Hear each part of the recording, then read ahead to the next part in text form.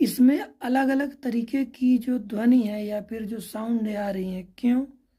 क्योंकि इसमें अलग अलग थोड़ा थोड़ा पानी डाला गया है, उसकी क्वांटिटी को अलग अलग किया गया है ताकि इसमें अलग अलग तरीके की आवाज़ आ सके।